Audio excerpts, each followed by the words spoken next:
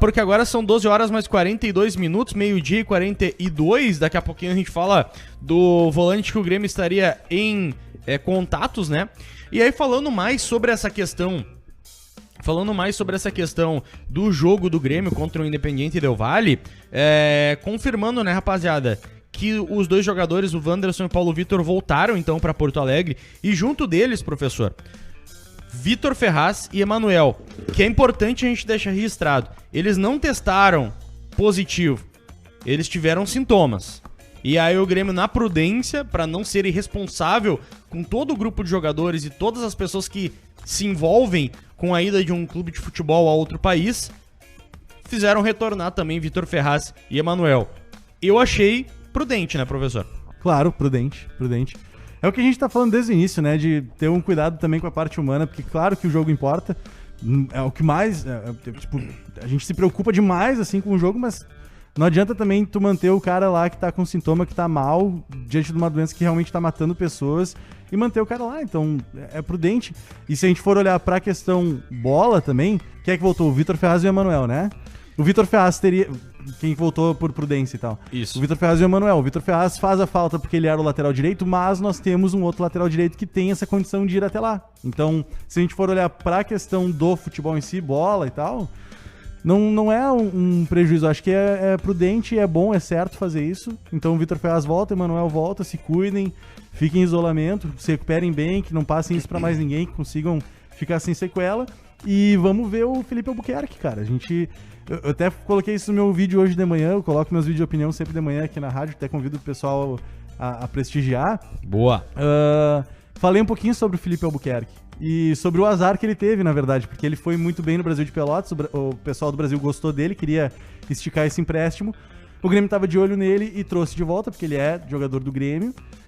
Só que ele levou um azar gigantesco, né? Porque daí ele volta pro Grêmio, e aí nós temos Vitor Ferraz, nós temos Wanderson, nós temos Rafinha e nós temos Léo Gomes, que vai voltar a qualquer momento, que ninguém sabe como é que tá o Léo Gomes. Então tem 4 caras que em tese estariam à frente do Felipe Albuquerque. Claro, ele pode estar à frente do Léo Gomes, que a gente não sabe como é que vai voltar. Ele pode estar à frente do Vitor Ferraz, que tá numa fase ruim.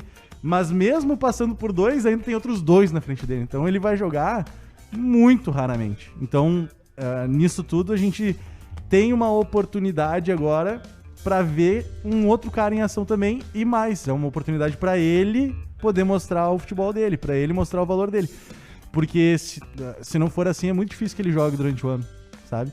E lamento por ele, porque no Brasil de Pelotas ele seria o titular, aí o Grêmio vai lá e busca. Lamento e não lamento, né? Porque é a camisa do Grêmio, mas eu digo pela oportunidade de estar em campo toda hora, o Grêmio foi lá e buscou, e agora ele vai jogar pouquíssimo, né? Então é uma oportunidade de ver como é que ele vai se sair também. Boa, professor. Meu querido Edu Andreotti tá vendo sobre a Sibéria. Tá calor, cara. Tá calorzinho? Tá ligado lá. Pois é, mas daqui a pouquinho melhora, meu querido. Sobre essa questão dos jogadores que voltaram, né, por prudência, o Grêmio fica sem o lateral direita, né, Wanderson e Vitor Ferraz, os dois voltaram. Paulo Vitor já não seria titular, digamos que não faria tanta falta assim ao time, falando da parte de futebol, né, rapaziada. E aí fica essa ida do Felipe Albuquerque. Daí tu vai me cornetear também por eu falar Felipe Albuquerque, né? Felipe. Ida do Felipe pra poder compor o grupo e poder de alguma forma auxiliar, né, o time do Grêmio na Libertadores nesse jogo contra o Del Valle, que a princípio acontece amanhã, né? A ideia é que tava indo ele, o Michael e o Kahneman, né? Então, cara, se mostrou... O Michael e o Kahneman estão indo? Também. Ah, boa. Essa informação eu não sabia. Se tornou extremamente necessário, né? Porque não tinha outro lateral, né? E tendo... Como é que eu vou te dizer? Tendo uma logística que consiga chegar a tempo pro jogo, acho totalmente válido. Porque ir pra uma...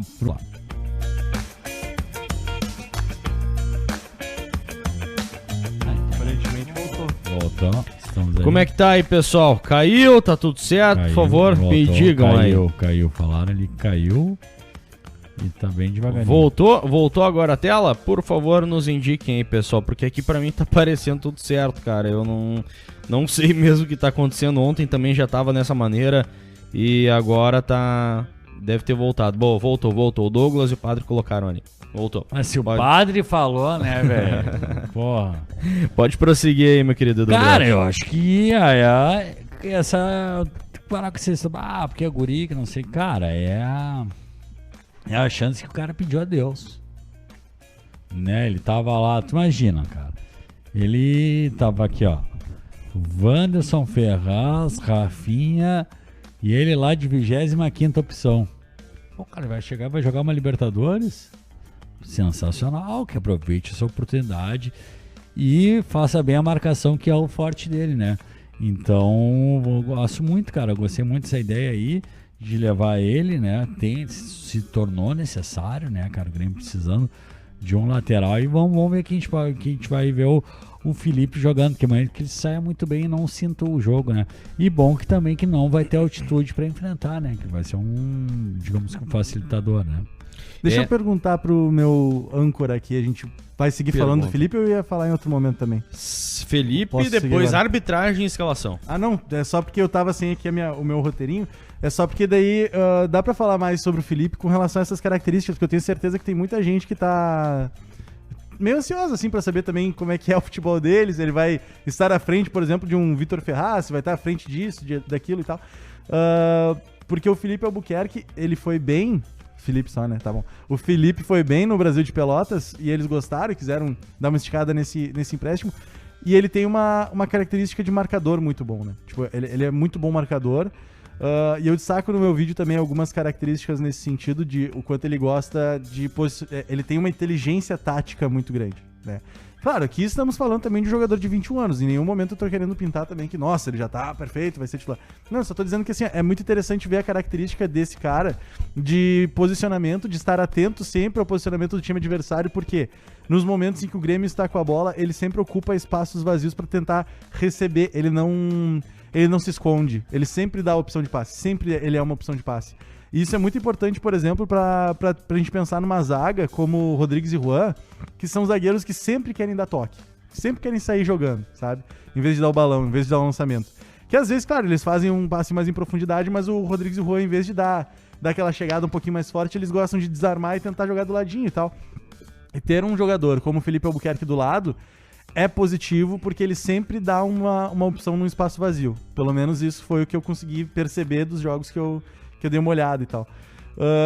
E aí ele tem essa característica de marcador, ele é muito raçudo, assim. Dá pra perceber que ele é o cara que, se precisar, ele dá carrinho. Gosto. Como a torcida do Grêmio gosta bastante desse tipo de jogador, enfim. Ele é o tipo de cara que, se precisar dar carrinho, ele vai dar e não vai pensar 2 vezes. E isso é bem legal também. Em alguns momentos. Tem que aliar um pouco essa inteligência também, porque às vezes tu dá o carrinho e acaba... Não pode ser irresponsável, né? Exatamente. Mas ele é um cara bem do vigor físico, assim, sabe? De ir pra trombada, ir pro contato físico mesmo. Só que daí, uma das coisas que eu até coloquei no meu vídeo é que eu não gosto muito da forma como ele acaba as jogadas. Eu acho que o acabamento dele é bem fraco, assim.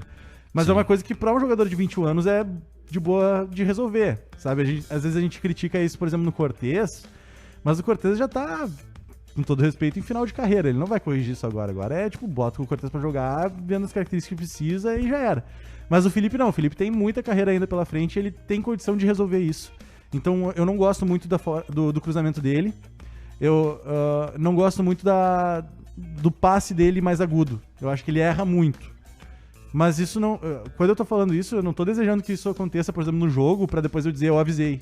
Sabe? Isso é muito importante de se destacar. São as coisas que eu já percebi que ele faz, que ele tem um pouquinho de problema nisso. Mas o que eu mais desejo no mundo é que nesse próximo jogo ele receba uma bola numa linha de fundo, por exemplo, e coloque na cabeça do Diego Souza.